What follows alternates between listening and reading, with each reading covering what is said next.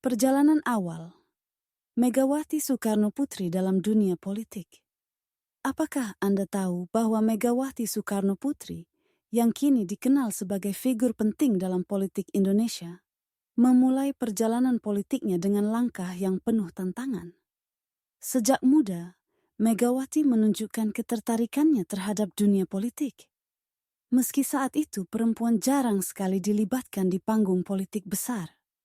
Pada tahun 1979, Megawati yang masih berusia 22 tahun terjun ke dunia politik melalui partai yang didirikan oleh ayahnya, Presiden pertama Indonesia, Soekarno.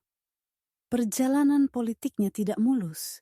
Ia menghadapi berbagai rintangan, mulai dari keraguan banyak orang terhadap kemampuan perempuan dalam politik, hingga tantangan dalam membangun kredibilitasnya.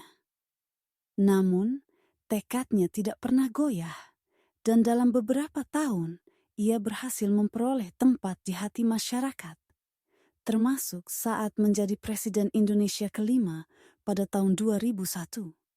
Megawati dan keberaniannya dalam menghadapi krisis politik Indonesia.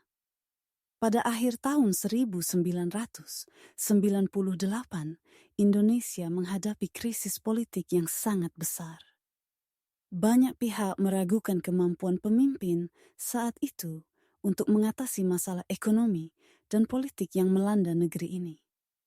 Namun, di tengah kekacauan tersebut, Megawati Soekarno-Putri tampil dengan keberaniannya.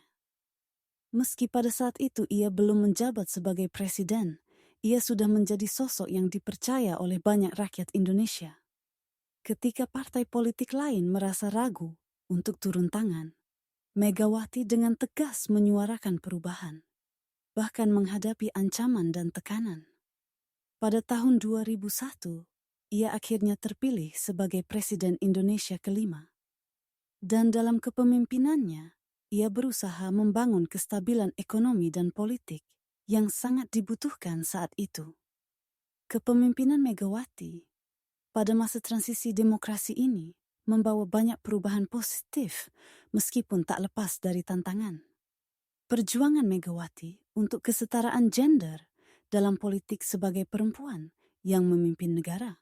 Megawati Soekarno-Putri menjadi simbol perjuangan kesetaraan gender di Indonesia.